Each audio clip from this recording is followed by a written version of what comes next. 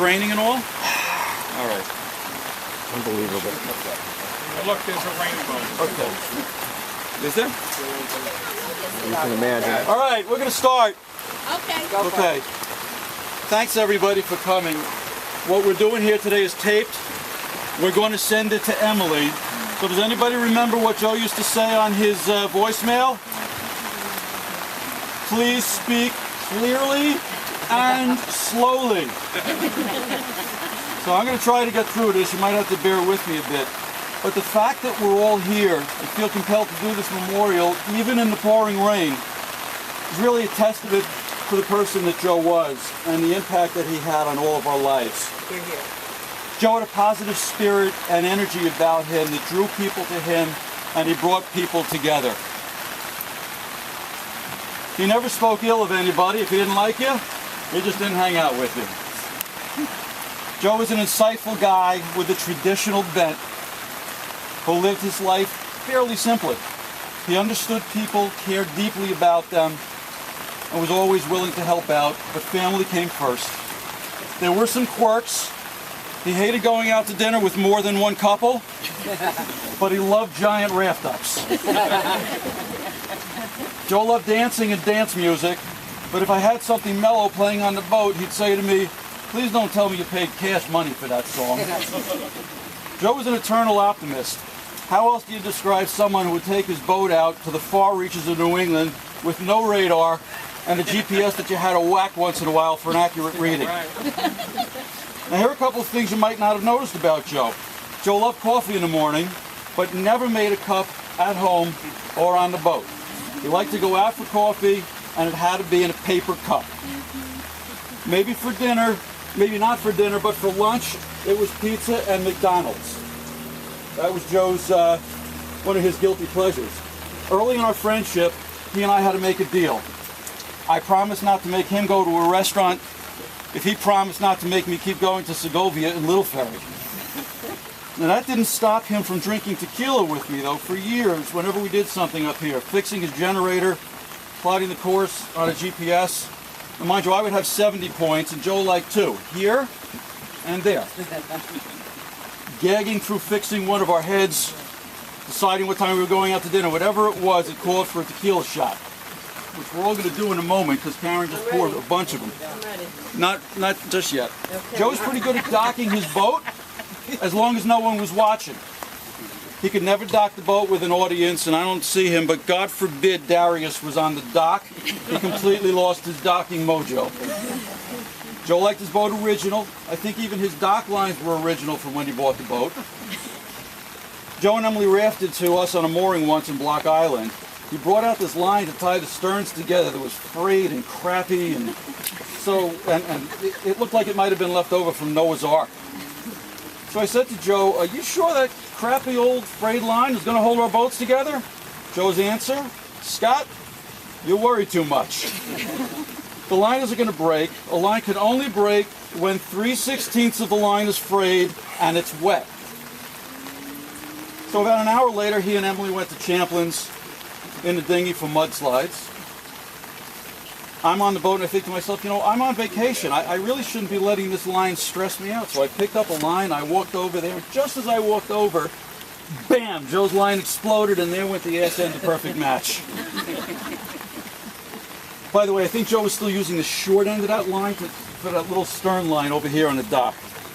Anyway, Bob Walters was gracious enough to donate his old dinghy that Joe was using last year to the cause. So I brought some Sharpies and for everybody to write things on a dinghy if you're so inclined. Jimmy has a time capsule somewhere that we're going to, there it is, that we're going to put things in that remind us of Joe, and we're going to sink it here at the dock. In addition to sinking the dinghy, please don't tell the Marina. I know several of you would like to say something. Don't feel compelled. It's just nice to be here. At the end of this, if everybody could stay quiet for a few moments, Jimmy has something that he's going to do. We'd appreciate it. You'll see. But I did bring tequila shots that are poured already to honor Joe, because that is what Joe and I did for many years together. So let me get those tequila shots real quick. It's okay. Let me say a couple of words Yeah, while why don't you're you do while that? you're passing that out. I'm coming. I don't know how to close this umbrella. Grab one from Matt. Here, why don't you take the umbrella, Rita? Can you shoot and do that same time? Okay, I'll stand out here. Scott, could I have that umbrella back? Thank you. Okay.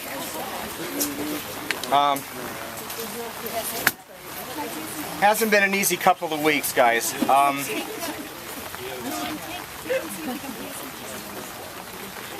Got it? Don, you got it? It hasn't been easy.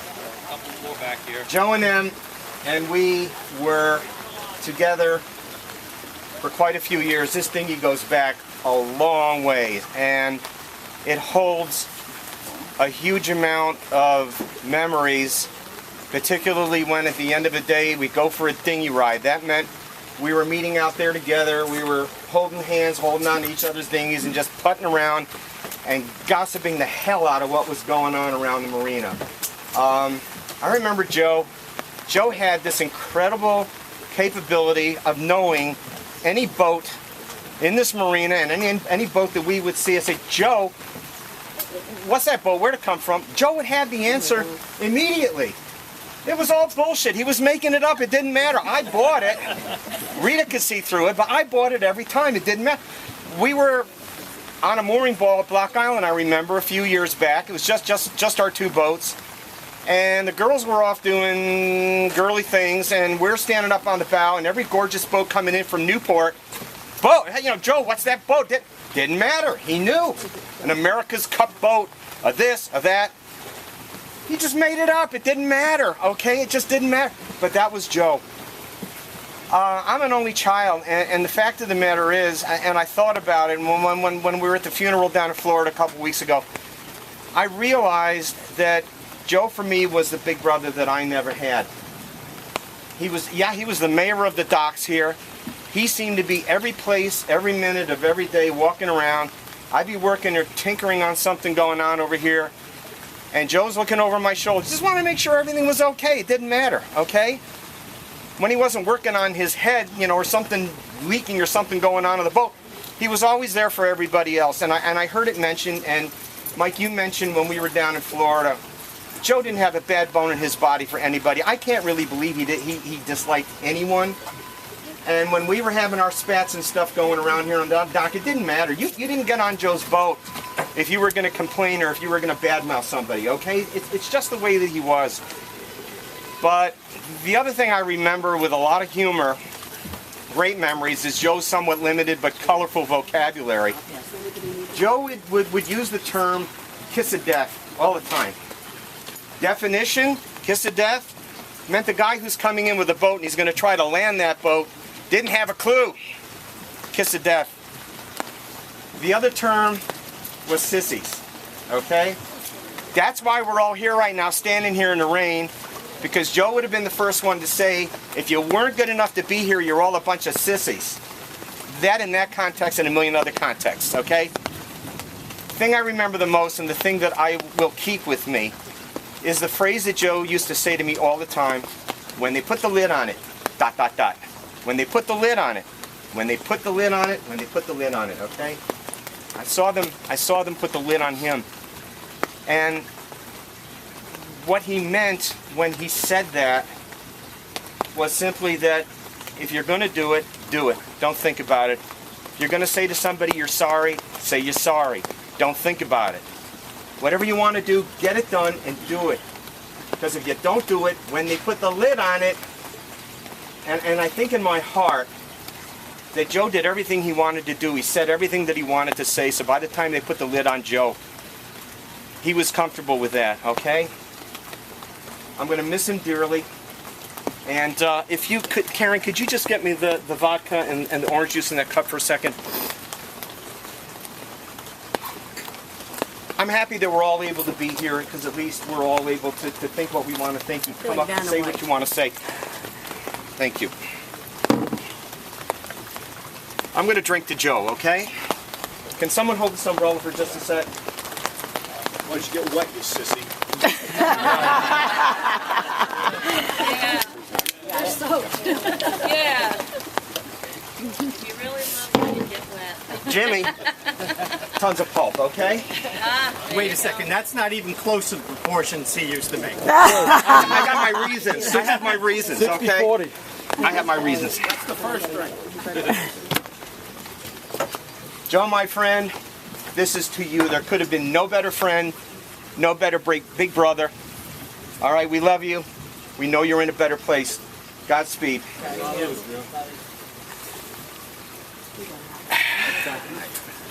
Okay, Mike?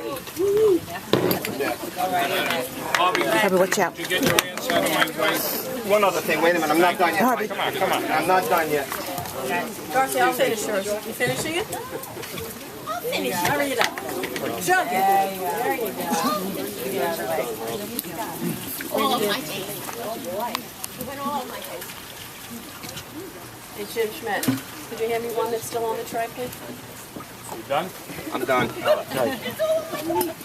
As Harvey said, the way to know Joe Scalione, we met him 8 years ago, and we were in the same industry, parallel, and a lot in common. But everybody knows Joe as the water boy, the Marina mayor. As Harvey said, he was a walking encyclopedia of bullshit when it came to boats, which I agree. But there's something here that I picked up from Joe. Two things, really. Number one, fashion.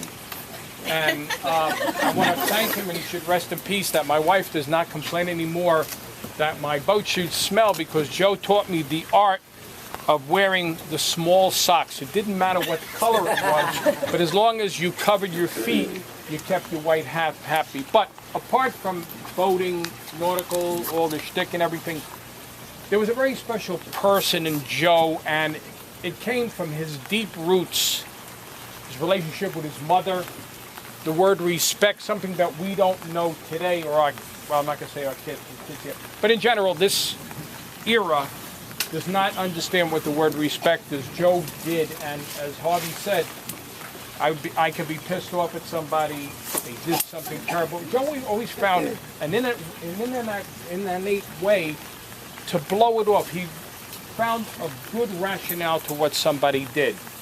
But he was the type of guy that, you know, that at 3 o'clock in the morning, if you called him, he would be at your house at 3:15.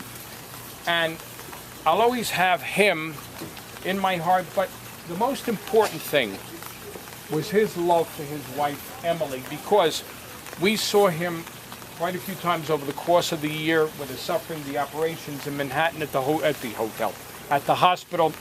But he always was worried about Emily, because he said to me, in other words, the only thing that can help me now is divine intervention, and I have to help and do the right thing for Emily. Well, he did. We were supposed to go out on a Saturday night with them when they were up in Franklin Lakes at that hotel. A man with a feeding tube going to go out for dinner just to sit.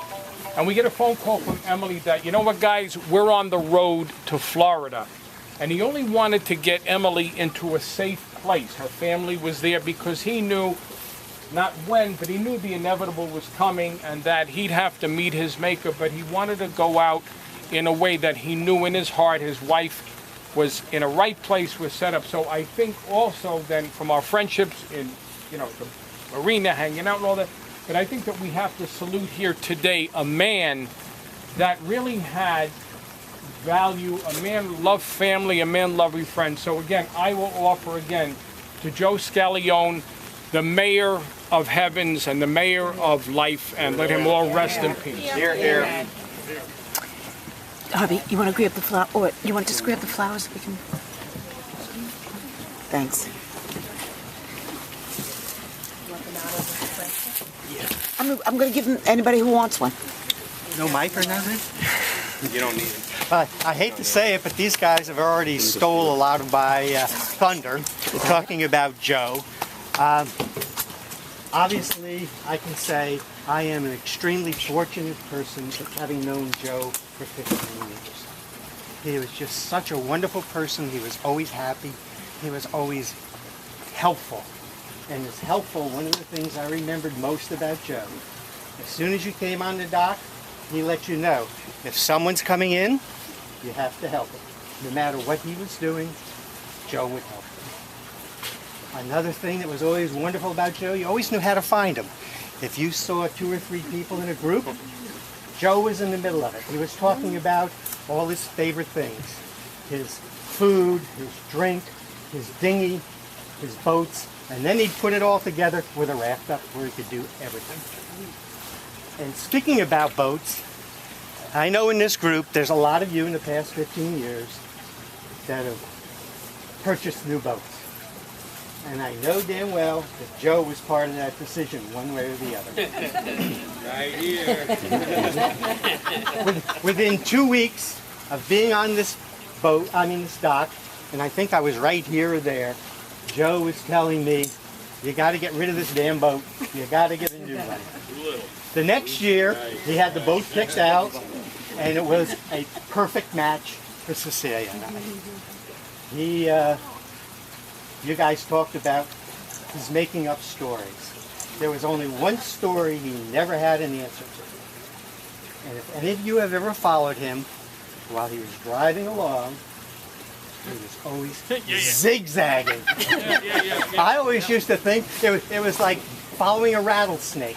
And you go boop, and he just never had an answer for that. And essentially, all I have to say is you walk down the dock, if you see a group of people, or if you see somebody out in a dinghy, just think of Joe, and as he said in one of his final emails to me, please remember me as the happy person I was. Good job. Now, am I going to get upstairs? No. No, don't do that. Come on. I'm no sissy. You're making me nervous now. Handsome out. Anyone else like to speak? I actually wrote some one-liners that he's had over the years. Just put the umbrella down, you big sissy. Yeah, that was actually one of them. Open the boat. Get over here. You pass these back. Whoever wants to put one in the dinghy. I lost half of them, but when we first came to the marina, and Joe would make sure that my husband was very comfortable as a boater, as we pull away from the dock, he'd go, just throw a spring line on, we'll get you in somehow. He also, when we bought our first dinghy, told us that oars were for sissies. And John believed him full-heartedly. And the one night we were on Jimmy Schmidt's boat, all drinking, and I sent John home for Brandon's blanket on Silver. Joe came along his boat about 2 hours later and said, when were you assholes going to go look for John? He ran out of gas. He came, oh wait, hold on. He also came down to Silver Dock and announced to John that he has been finally authorized as a worker on his boat. This was an elite crew and his head was broken. When John asked him if he had tools, he goes, I got everything you need, only to come back to Blue Dock, Silver Dock, waving his arms going, he didn't even bring tools the first day on the job. When I was expressed concern that we had a scratch in our isinglass, he told me that Brillo will take that right out. And also the time that Bob and John went to Croton on the dinghy, Joe says to me, well, good thing he wasn't drinking or that could have been dangerous. And that was it. I lost the other half of him. He was quite a quotable guy. He's the green. He's absolutely Thanks, Fran. All right, I hear y'all. So many more. Brandon took my phone and gave me the whole list. Brandon, look what Anyone else like to speak? Yeah, I'd just like to say that this weather is the weather that Joe and I always had when we were putting our out drives on. Why shouldn't it rain today? there you go. If any of you ever had him come on your boat to help you with maintenance, it's my fault.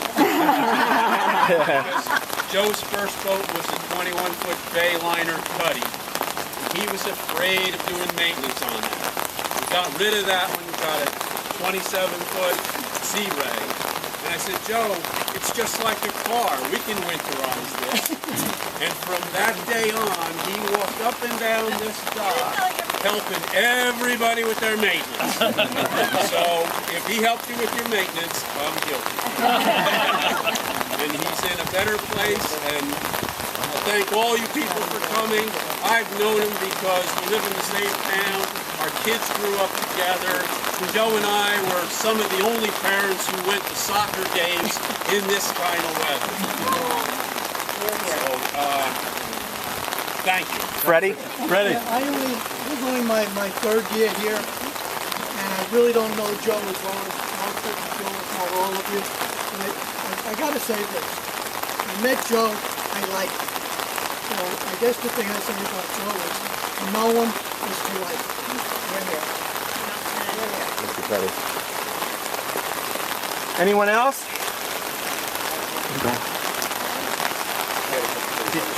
No one mentioned Joe. Jimmy, come up here.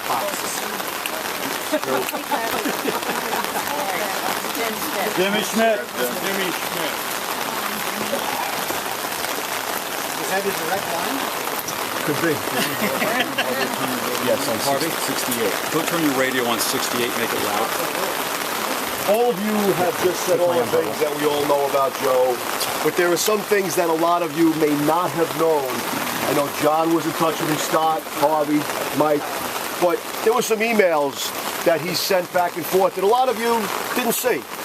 And I think they really give a good indication of what Joe was about. Some of the things as he was dying, as he was going for treatments, well, I'm just going to read some of them to you. Here's one. It says, "Thanks so much, Jimmy." Now, this was in April, okay? "Thank you so much, Jimmy. All in all, life has been good to me. The news, unfortunately, doesn't seem to get any better. The radiation and the chemo don't seem to be working. I have been blessed with the best family and friends that anyone ever had. If possible, I will always look out for everyone. Stay safe and have a great time. Life is too short." Sure, like I have to tell you and Irene to have a good time. And the last part of this, it says, "By the way, how's her dad doing?" Irene's dad is sick with cancer. So here's a man going through all of this turmoil in his own personal life, and he ends by asking, how's her dad doing, okay?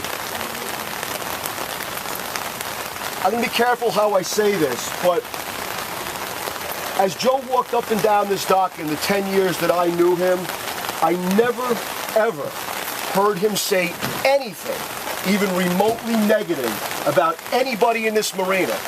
But yet as I look around the dock, I know who doesn't like this one, who's got a problem with that one, who can't talk to the other one. Everybody's got these little things going on with other people, and it's been going on for years, and it's not just this group, it's life in general, okay? If there's anything at all you can learn from Joe's life, and that's what we're supposed to do. We're supposed to learn from the way he lived his life. Learn that, okay? Knock out all the nonsense, all the little crap that goes on. Learn to love every single person for who they are. And find the good in everybody the way Joe did. And then you will truly, truly honor what that man was all about. If anybody has anything else to say, please feel free to say it. Otherwise, I have to make one quick phone call. And I'd like you all to stick around for that call.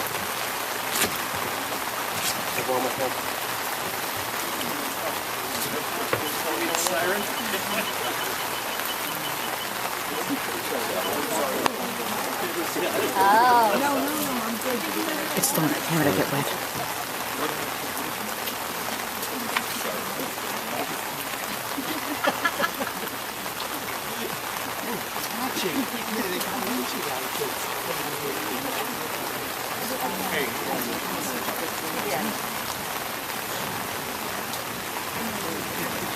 Why am I holding two umbrellas now? Can you take one? Yeah.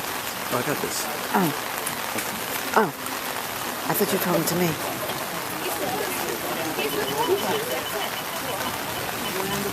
You notice I never wear this color shirt. This is not me. I bought this for Joe. Everybody wore the color. And it's going in the thing that's getting sunk. Because Karen won't let me wear it. Oh, You look so cute in it. it's your color. I think it looks. It's a reminder for you. I think Emily gave it to him. The wife gets blamed for everything. Yeah, right? Duh.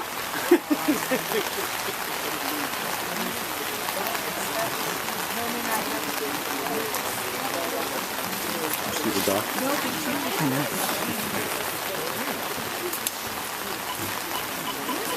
Just another minute. Moment. Emily?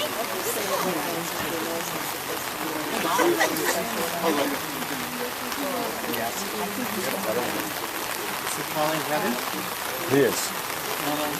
Yeah, obviously as a Stairway 2. yes, it's part of what he does. It's on. Oh, you got your radio on? This one and the big one. 6-8? Yeah. Dead. Rock and roll.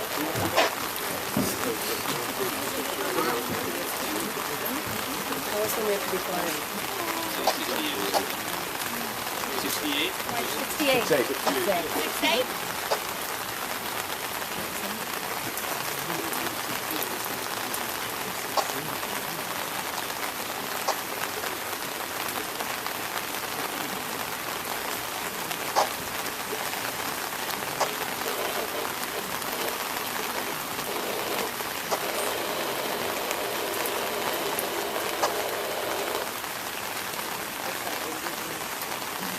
Best laid plans of mice and men,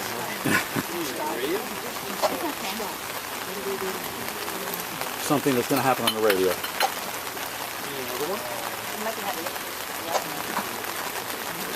Come in. No. Put that down, hold it together.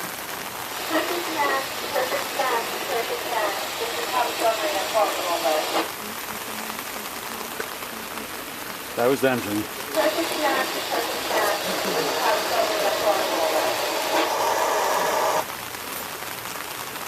Haverstraw Marina, be advised that a perfect match will no longer be responding on this frequency.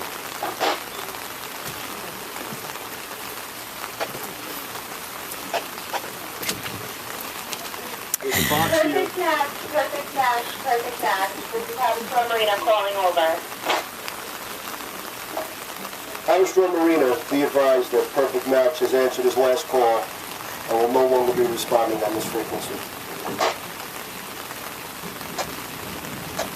Roger that, over and out.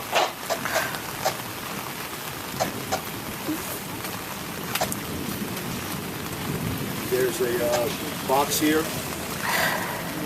We're going to be sinking this dinghy.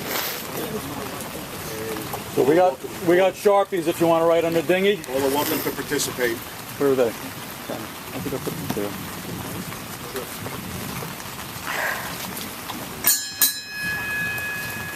Over there, are they? No?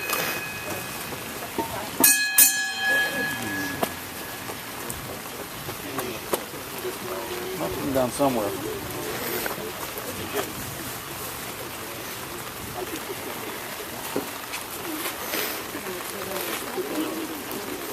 Harvey, you can hold this over right for a minute. I'll find the Sharpies later.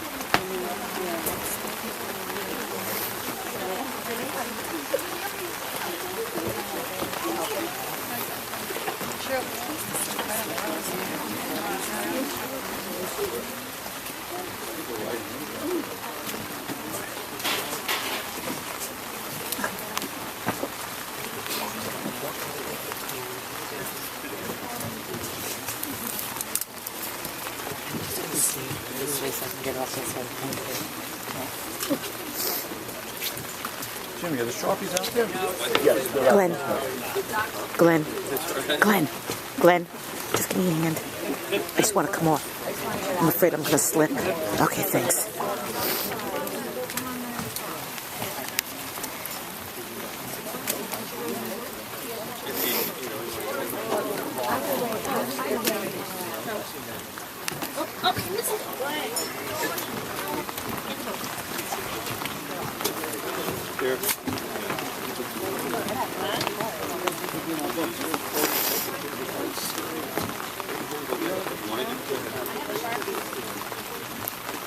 Okay, one last thing I want to mention is that Joe left us a little money to have some cocktails and hors d'oeuvres up at the restaurant to celebrate his life, and that's going to be, I don't know, what time is that going to be, Jimmy? It's 3:30. 4 o'clock. 4 o'clock up at the restaurant.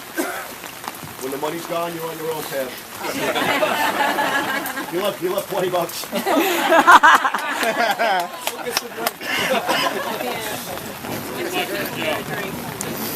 Okay, so John.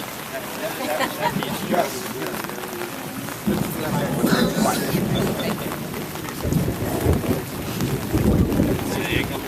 He's going out in the bag.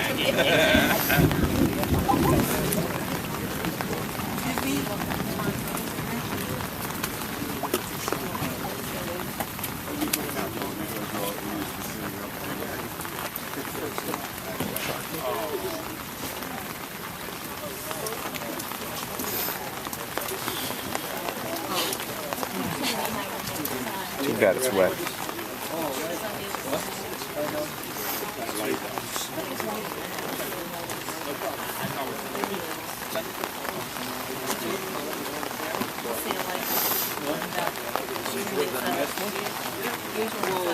The holy, yeah. We have them like at the funerals, and usually it's something. It's not really religious. Well, you got some rights on water. I don't think Joe. Jimmy, should we have a little more water over here since they're full up? Sure. Oh my God. What?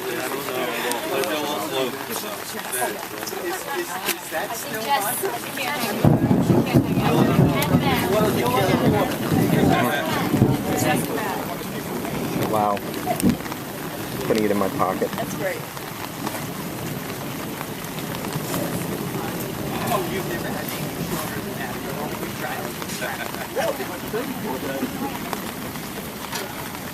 Go for it, Jetty. Yeah.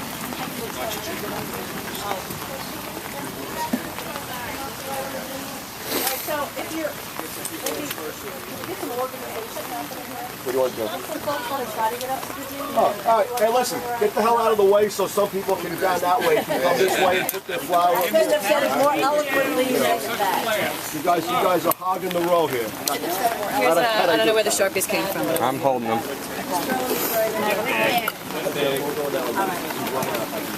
Did you get the card?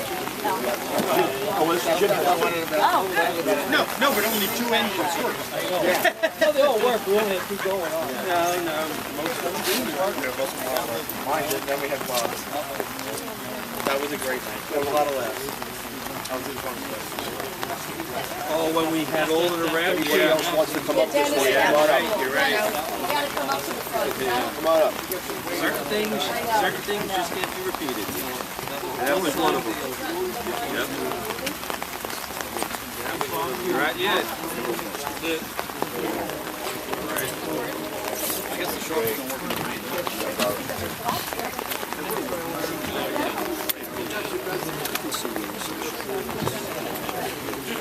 Oh, yeah. You managed to get somewhere.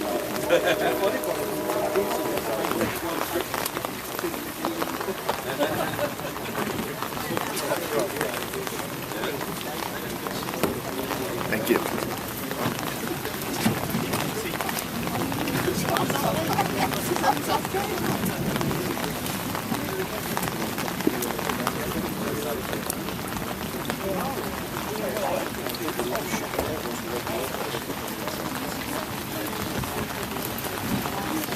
Yeah, we're going to try to.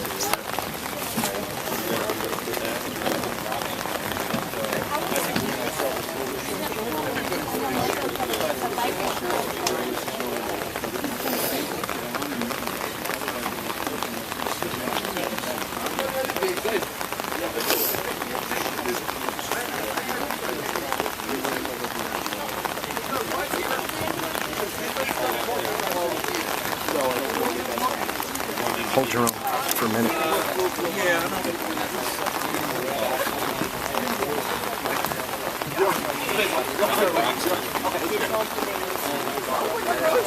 The air out. Put this in. Right. Should I give you the shirt?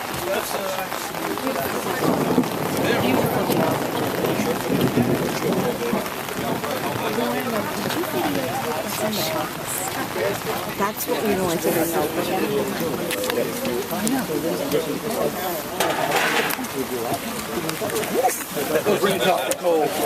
There's some things inside. There's some letters and some pictures, a hat, some Block Island, a shirt there.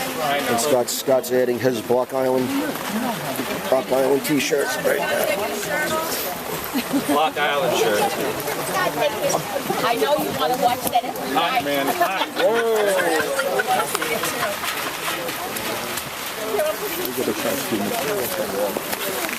Marina, you get the shot of Drew Scott taking his shirt off. Yeah, we'll find it. Step right in there. Step right in? All right. We'll pull it over here or something. All right. You want to pull? Let me put that bottle of vodka in there. Jimmy, can you grab that bottle of vodka? I want to put it in the box. Don't easy. Okay. Are you gonna put it on fire? No, they're not putting it in. Jim, she's gonna wait that. Don't throw the baby in, please. I'm just trying to get it from here.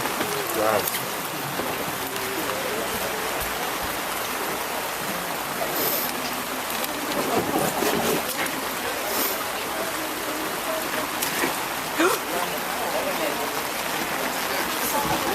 Can you see?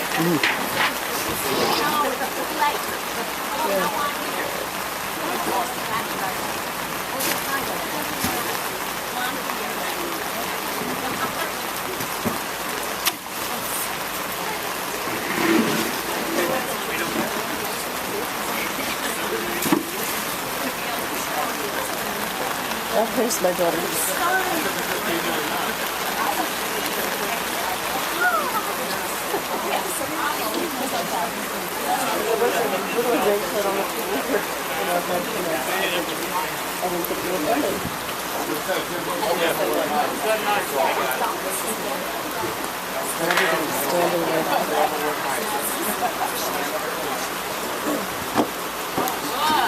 Oh!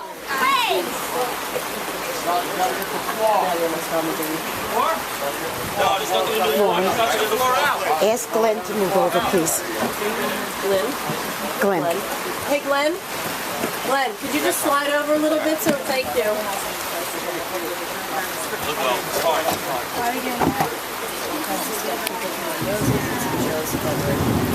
To the mayor of Blue Dock.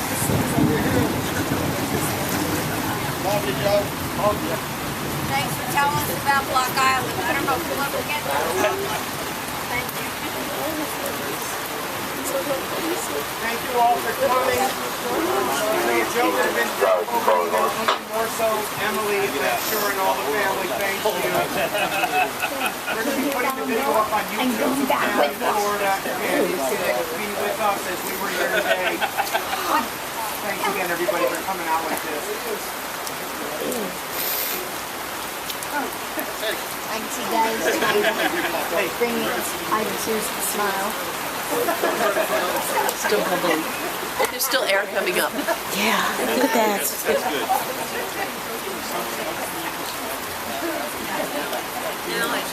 That's wild. And that one yellow rose is still there. I'm glad we were able